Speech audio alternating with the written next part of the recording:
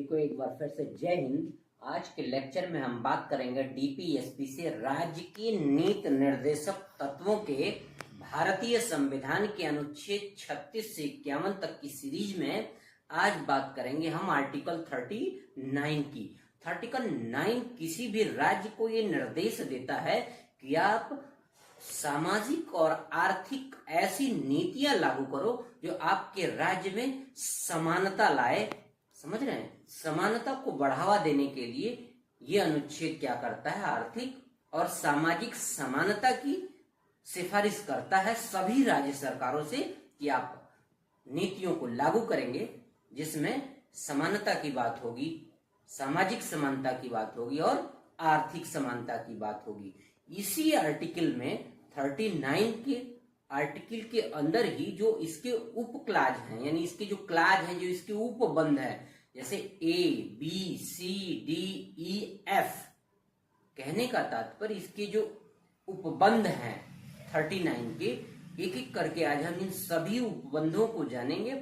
और एक बार जब इसका पूरा लेक्चर आप सुनोगे, अगर ठंडे दिमाग से विचार करो तो आप पाओगे कि भारतीय संविधान के जो हमारे संविधान निर्माता थे वो उन दिनों में इसको बना के रखा और इतनी सूझबूझ वाले थे, उन्होंने अपने देश के तात्कालिक स्थिति के साथ साथ आने वाले फ्यूचर को भी बनाने के लिए बहुत सारी बातें जोड़ रखी इसमें कि आने वाले समय में सरकारें अपने डेवलपमेंट और आर्थिक संपन्नता के आधार पर इन बहुत सारी बातों को लागू करके एक लोक कल्याणकारी राज्य की स्थापना कर सकती है। मतलब राज्यों को कुछ सोचना नहीं है, केवल डीपीएसपी के अंतर्गत जितनी बातें दी गई हैं भारतीय संविधान में, अगर इसको एक एक करके सभी स्टेट लागू कर दें तो राम राज्य अपने आप आ जाएगा। तो इसलिए आज 39 में हम बात करेंगे उन सभी बिंदुओं पर जिन बिंदुओं की बात 39 में की गई है, चाहे वो रोजगार के अवसर प्रदान करने की बात कही गई हो, चाहे उनके स्वास्थ्य की देखभाल करने की बात कही गई हो, या उन्हें आर्थिक समानता की बात कही गई हो, या रोजगार में इन्हें समानता की बात कही गई हो, या इवन यूं कहें कि न्याय की समानता की बात कही गई हो। आज हम इन्हीं सभी बिंदुओं पर एक एक करके चर्चा करेंगे। तो सबसे पहले 1 मिनट ब्लैक बोर्ड पर, फिर उसके बाद लेक्चर विस्तार से। राज्य की नीति निर्देशक तत्व DPSP directive principles of state policy in article 39। इसका मुख्य उद्देश्य देश के सामाजिक और आर्थिक न्याय सुनिश्चित करना है।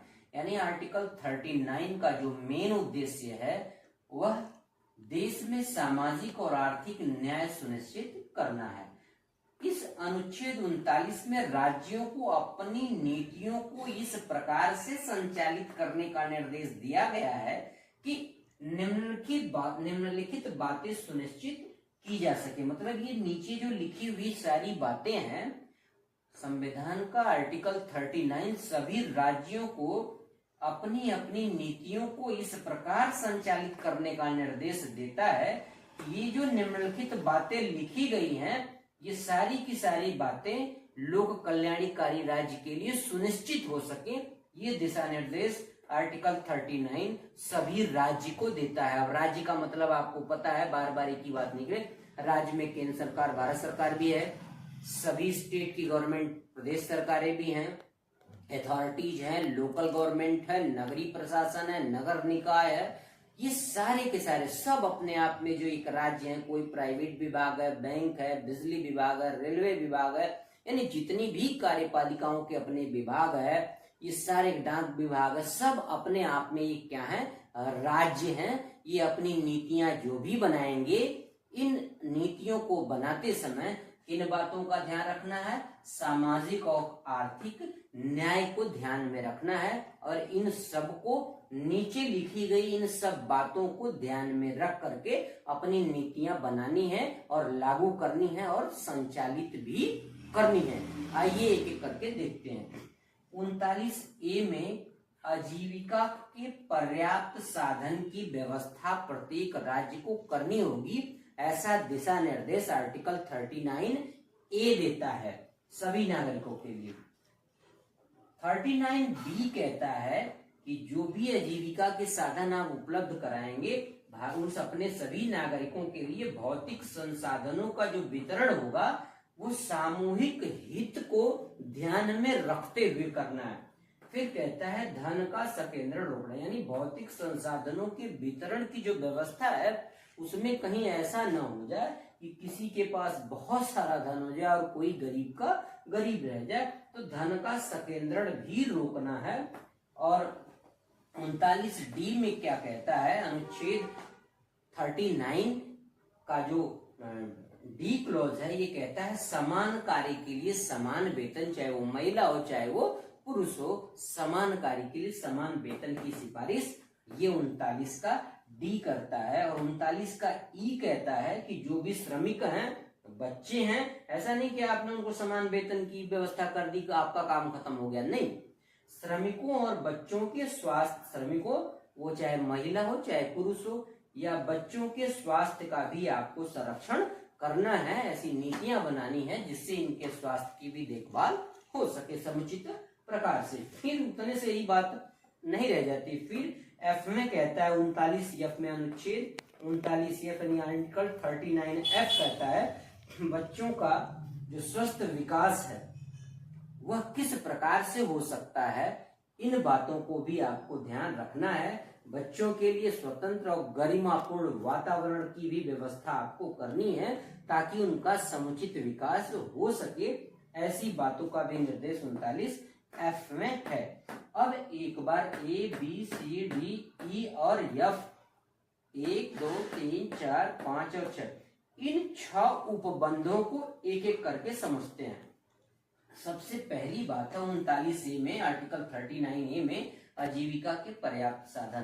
कहने का मतलब भारत के संविधान का आर्टिकल 39A कहता है कि सभी राज्य अपने राज्य में रहने वाले प्रत्येक नागरिकों के लिए, चाहे वो महिला हो चाहे वो पुरुष हो, सभी के लिए रोजगार के पर्याप्त अवसर उपलब्ध कराने होंगे ताकि वह अपने जीवन को यानी अपनी दिनचर्या को यानी रोजगार के अवसरों की उपलब्धता के आधार पर अपने जीवन को वो सरल बना सकें। धन आदि के उपार्जन के लिए उन्हें कहीं बहुत इधर उधर भटकना न पड़े, ऐसे रोजगार के अवसर प्रत्येक राज्य को उपलब्ध कराने की जिम्मेदारी होगी और एक समान भाव से उपलब्ध कराने की जिम्मेदारी होगी, चाहे वह महिला हो चाहे वह पुरुष हो। तो सबसे पहली बात 39A में है रोजगार के साधन उपलब्ध कराना या रोजगार के समान अवसर उपलब्ध कराना। Even male and female categorise का डिफरेंशिएट किए बगैर, इसका मतलब वह राज्य, प्रत्येक राज्य 39A के अंतर्गत अपने नागरिकों के लिए, समस्त नागरिकों के लिए रोजगार के समान अवसर उपलब्ध कराएगा और इसमें किसी भी प्रकार का भेदभाव नहीं रखेगा, चाहे वो महिला हो चाहे वह पुरुष हो, सबको समान रूप से रोजगार के अवसर प्रदान करने होंगे। और आप देखिए हमारी सरकारें जो हैं इन पर काफी हद तक प्रतिबद्ध भी हैं और काम कर भी रही हैं, क्योंकि हर विभागों में आप उठा के देखेंगे तो महिलाएं आज पुरुषों से किसी भी मामले में कम नहीं है। कोई सा भी विभाग उठा करके देख लीजिए, वो अपनी क्षमता के साथ, ईमानदारी के साथ, बल्कि ज्यादा परफॉर्मेंस देती हैं। ऐसा नहीं कि मैं अंतर कर रहा हूं, फिर भी महिलाएं जो है, क्योंकि वो किसी काम को बहुत जल्दी समेटने की क्षमता रखती हैं। क्योंकि उन्हें जल्दी जाना भी होता है, घर जाके फिर उन्हें अपने घर के भी काम निपटाने होते हैं, खाना आदि बनाना होता है। तो उनके मन में ये होता है कि जो कार्य हमें दिया गया है उसे ड्यूटी के छूटने से पहले ही निपटा लें ताकि ससमय हम अपने घर को जा सके। हम किसी भी प्रकार का फर्क नहीं कर रहे, लेकिन एक बात बता रहे हैं जो स्वाभाविक सी इन दिनों जो देखने में आ रहा है। तो समान रोजगार के अवसर उपलब्ध कराना, चाहे महिला हो चाहे पुरुष। अब 39 का बी, अच्छा ये जो हम ABCDEF पढ़ रहे हैं, ये कहीं कहीं भारत के संविधान में इसको 39 को 39 ख, 39 ग, 39 ग, ऐसे क ख ग घ ऐसे लिखा रहता है। इंग्लिश में इसको ABCDEF जैसा हमने ब्लैक बोर्ड पर लिख रखा है। आज हम बात फिर इस श्रेणी में हम बात करेंगे 39B का। 39B कहता है भौतिक संसाधनों का वितरण, स्वामित्व और नियंत्रण जिससे सामूहिक हित सर्वोत्तम प्रकार से सध सके। कहने का मतलब भौतिक संसाधनों का वितरण इस प्रकार से करना चाहिए राज्य को ताकि उसका जो स्वामित्व हो और उसका जो नियंत्रण हो धन पर, वह इस प्रकार से हो कि जो भी सामूहिक हित है उस राज्य की जनता का, वो सर्वोत्तम प्रकार से सध सके। यानी कहने का तात्पर्य भौतिक संसाधनों का समान वितरण की व्यवस्था करनी चाहिए जिससे उस राज्य में रहने वाले सभी लोगों को उन संसाधनों का लाभ मिल सके, उन संसाधनों का आधार मिल सके जिससे वह अगला जो अनुच्छेद है उसकी पूर्ति कर सके। कहने का तात्पर्य संसाधनों का उचित प्रबंधन, उचित स्वामित्व और उचित वितरण की व्यवस्था राज्य की जिम्मेदारी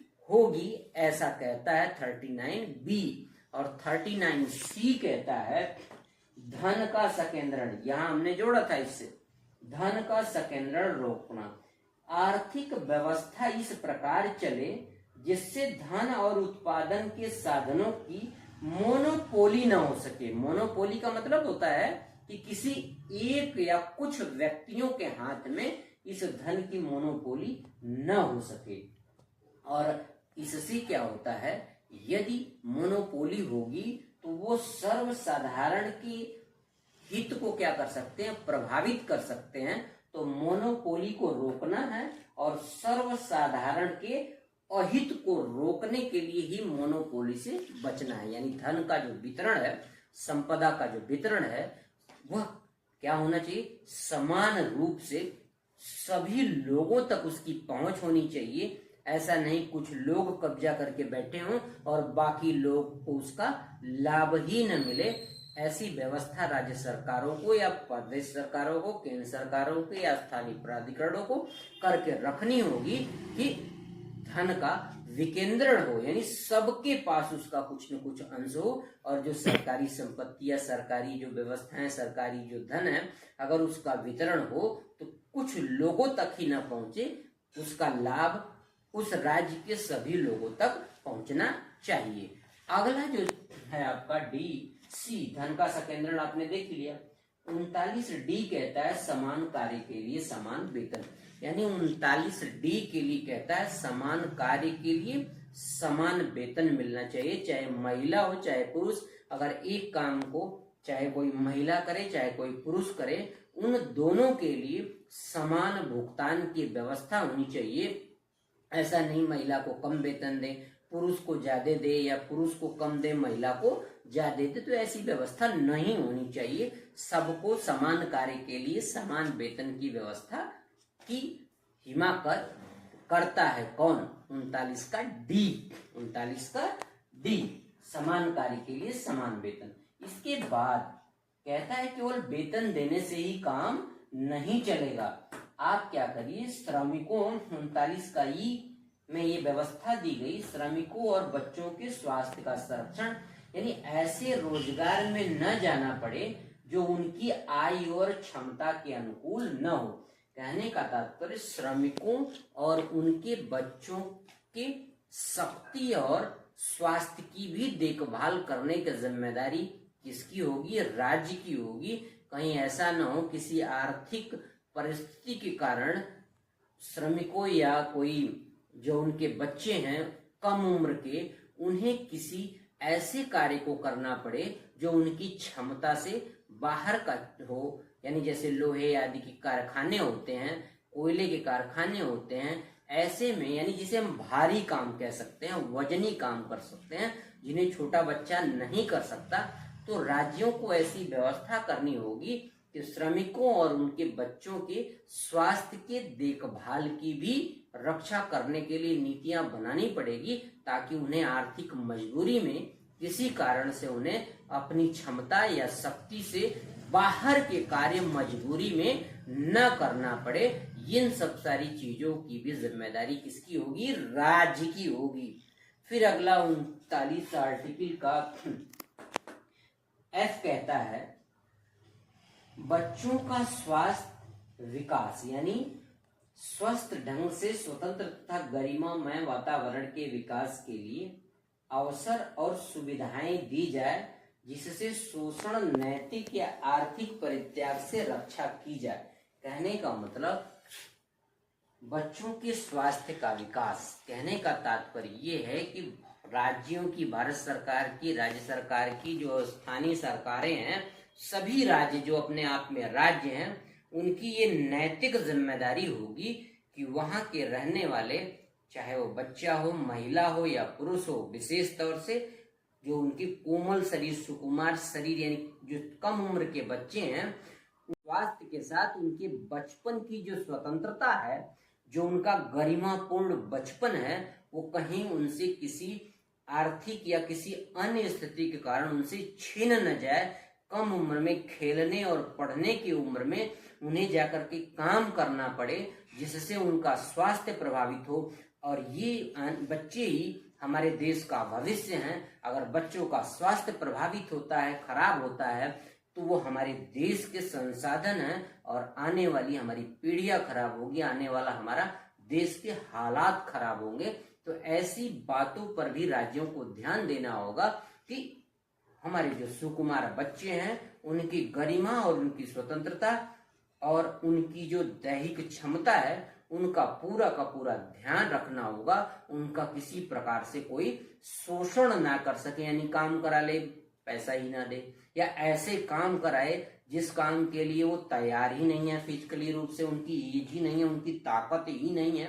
तो इन सब व्यवस्थाओं के रोकने की जिम्मेदारी किसकी होगी? राज्य की होगी, उन सभी राज्य की होगी जो अपने आप में राज्य हैं। तो कहने का तात्पर्य ये जो 39F है, फिर बाद में आपको हम बता दें, इसमें 42वें संविधान संशोधन के द्वारा 1976 में इंदिरा गांधी की सरकार ने इसमें कुछ महत्वपूर्ण चीजें जोड़ दी थी, वो नीचे दिया गया है। एक बार इसकी चर्चा कर लीजिए। 39F तक हो गया। आजीविका के पर्याप्त साधन, भौतिक संसाधनों का वितरण, धन का संकेंद्रण रोकना, समान कार्य के लिए समान वेतन देना, श्रमिकों और बच्चों के स्वास्थ्य का संरक्षण देना, बच्चों के स्वास्थ्य का विकास करना। इन सब बातों से आपको ये चीज क्लियर हो गई होगी कि यहाँ समानता की बात की गई है, चाहे महिला हो, पुरुष हो या बच्चा हो। विशेष तौर से महिला और पुरुष का भेद नहीं करना है। ये सब बातें उस समय लिख दी गई थी 1950 में लागू होने से पहले, भले 1950 में लागू हुआ 26 जनवरी को। अब आप देखिए समय समय पर इसमें संशोधन हुए। इंदिरा गांधी जी ने कितना बेहतरीन काम किया है, इसके लिए देखिए संबंधित अनुच्छेद जो आर्टिकल 39A, देखिए जहां कैपिटल ए लिखा हुआ मिले, कैपिटल लेटर अगर किसी आर्टिकल के बराबर में लिखा हो तो ये समझ जाना ये अमेंडमेंट है, संशोधन है।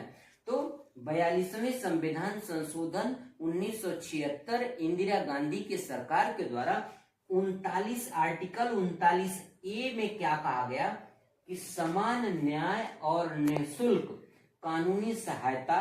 42वें यस्से का मतलब होता है संविधान अमेंडमेंट, यस्से से घबराना मत, संविधान अमेंडमेंट जिसे हम संविधान संशोधन कहते हैं। 1976 में ये बातें जोड़ी गई कि कोई भी नागरिक न्याय पाने से वंचित न हो। इसी के तहत नलसा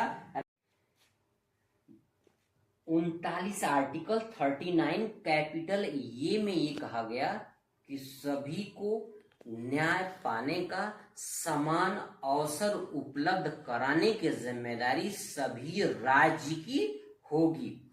कोई भी उस राज्य का नागरिक, चाहे देश का नागरिक, न्याय पाने से वंचित नहीं रह सकता। अगर उसे किसी प्रकार की समस्या है, जैसे आर्थिक रूप से कमजोर है, उसके पास संसाधन नहीं है, तो इनके कारण कोई भी भारत का नागरिक न्याय पाने से वंचित नहीं रह सकता। अगर कोई अमीर आदमी को न्याय का अधिकार है तो भारत के गरीब से गरीब यानी गरीब से रेखा से नीचे जीवन यापन करने वाले, यानी यूं कह ले, चाहे अमीर हो, गरीब हो, महिला हो, पुरुष हो, बच्चे हो, विकलांग हो, मतलब सब कोई भी हो, उसको न्याय पाने का अधिकार है। और इसको 42वें संविधान संशोधन 1976 के द्वारा इंदिरा गांधी सरकार ने न्याय पाने के अधिकार के तहत भारत के उन समस्त नागरिकों को जिनकी आर्थिक क्षमता नहीं है, शारीरिक क्षमता नहीं है, समझिए बात को, या उनके पास संसाधनों की कमी है, चाहे उनके पास आने जाने के लिए, ले जाने के लिए, जैसे महिला है उसको बार बार दिल्ली जाने की दिक्कत है, तो कहने का मतलब किसी भी प्रकार की बाधा न्याय पाने में न आए, ये 42वें संविधान संशोधन 1976 में इंदिरा गांधी जी ने समान रूप से न्याय पाने को निःशुल्क व्यवस्था करने की बात राज्यों को कह दी थी। निःशुल्क न्याय पाना, देखिए, समान न्याय और निःशुल्क कानूनी सहायता, यानी समान न्याय, चाहे वो अमीर हो गरीब हो, न्याय सबके लिए समान होना चाहिए। और न्याय पाने में अगर कोई असमर्थ है तो उसकी मदद कीजिए, निःशुल्क उसको न्याय दिलवाइए। वो कैसे, वो भी हम बताएंगे। इंदिरा गांधी की सरकार ने जब 42वें संविधान संशोधन के द्वारा 1976 में समान न्याय और निःशुल्क न्याय की व्यवस्था की, उसके तहत नलसा की स्थापना की। किसकी स्थापना की? नलसा की स्थापना की। ये विधिक प्राधिकरण होते हैं जो लोगों को समान रूप से निःशुल्क न्याय या कानूनी विधि उपलब्ध कराने के लिए बनाए गए। अब पता चला इंदिरा गांधी भारत सरकार केंद्र की थी, उन्होंने नलसा राष्ट्रीय स्तर पर स्थापित कर दिया। फिर अगल बगल के राज्य वाले क्या बार बार जाएंगे दिल्ली? नहीं। फिर उन्होंने स्टेट के लिए सलसा बनाया। क्या कहा? सलसा, यानी केंद्र के लिए नलसा और स्टेट के लिए सलसा और डिस्ट्रिक्ट के लिए सलसा और डलसा। ये आपके प्राधिकरण है। यहाँ नीचे देखिए हमने लिखा, इसी के तहत, इसी 39A के तहत समान न्याय और निःशुल्क न्याय पाने की व्यवस्था के तहत नलसा यानी राष्ट्रीय कानूनी सेवा प्राधिकरण, ध्यान रखना, नेशनल लॉ सेवा अथॉरिटीज, सर्विस अथॉरिटी से आप कह सकते हैं, राष्ट्रीय कानूनी सेवा प्राधिकरण। और स्टेट का सलसा होगा वह राज्य कानूनी सेवा प्राधिकरण, और डलसा जो होगा DALSA वो होगा डिस्ट्रिक्ट कानूनी सेवा अथॉरिटी। तो इस तरह से बहुत महत्वपूर्ण काम किया गया 42वें संविधान संशोधन में 1976 में। नलसा, सलसा और डलसा की स्थापना की गई कि स्थानीय स्तर पर डिस्ट्रिक्ट लेवल तक विधि सेवा प्राधिकरण स्थापित किए गए जो कानूनी क्या करते हैं, सुविधा उपलब्ध कराते हैं समान रूप से, इवन कमजोर वर्गों को निःशुल्क। कमजोर वर्ग का मतलब केवल आर्थिक रूप से ही कमजोरी की बात नहीं करेंगे, इसमें संसाधनों, महिला पुरुष विकलांग, शारीरिक रूप से भी कमजोर हो, मानसिक रूप से भी कमजोर, मतलब कोई भी प्रकार से अगर अक्षमता है तो उसको ये सेवा प्राधिकरण क्या करते हैं, नलसा, सलसा और डलसा, राष्ट्रीय स्तर पर नलसा NALSA और स्टेट स्तर पर SALSA सलसा और डिस्ट्रिक्ट लेवल पर DASLSA डलसा। ये क्या करते हैं, उन्हें विधिक रूप से सेवा प्रदान करते हैं, निःशुल्क कानूनी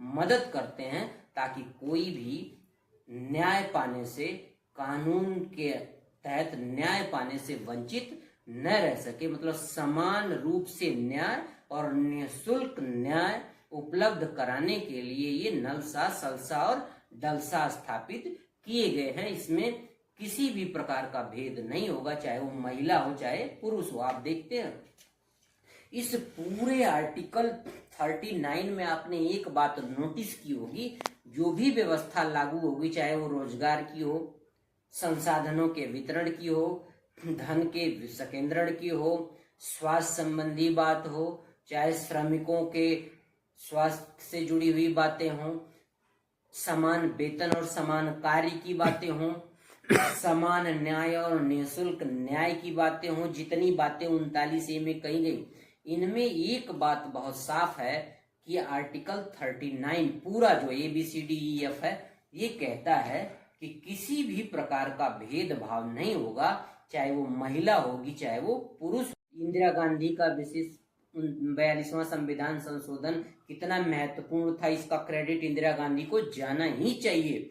उसी तरह से आप देखिए एनडीए में केवल और केवल मेल कैंडिडेट जाते थे, केवल पुरुष कैंडिडेट जाते थे, महिला कैंडिडेट की भर्ती एनडीए में नहीं होती। लेकिन हमारी वर्तमान की मोदी सरकार ने, मोदी जी ने एनडीए में भी, समझिए बात को, प्रधानमंत्री मोदी जी ने भी क्या किया, इस डीपीएसपी के तहत ध्यान में रखते हुए समान अवसर उपलब्ध कराने की श्रेणी में महिला और पुरुष का भेद एनडीए में खत्म कर दिया और मोदी जी ने एनडीए में भी महिला कैंडिडेट को, यानी लड़कियां भी अब एनडीए में जा रही हैं।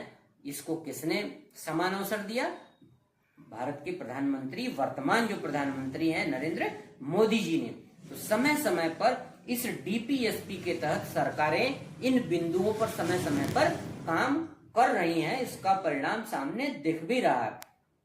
इस डीपीएसपी में आप देखिए कितनी अच्छी अच्छी बातें शामिल हैं, जिसमें सामाजिकता है, समानता है, आर्थिक लोकतंत्र की बात है, सामाजिक लोकतंत्र की बात है, राजनैतिक लोकतंत्र की बात है, यानी समतावाद भी है, गांधीवाद भी है, उदारवाद और वैज्ञानिक वाद को भी अपने आप में समेटे हुए ये डीपीएसपी अनुच्छेद 36 से 51 तक अपने आप में किसी भी राज्य को एक लोक कल्याणकारी राज्य की परिकल्पना को साकार करने का पूरा इंतजाम कर रखा है डीपीएसपी अनुच्छेद 36 से अनुच्छेद 51 तक। इसीलिए इसका मूल उद्देश्य भी है लोक कल्याणकारी राज्य। इसमें जो भी दिशा निर्देश हैं वो किसके लिए हैं?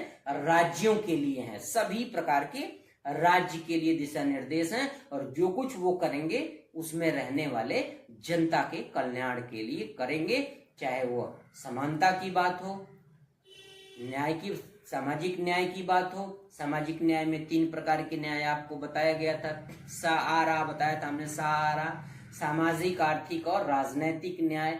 इन सभी बिंदुओं का बहुत ही महत्वपूर्ण बातें शामिल की गई हैं डीपीएसपी में और समय समय पे सरकारें उसको लागू भी कर रही हैं, जो बहुत बड़ा शुभ संकेत है।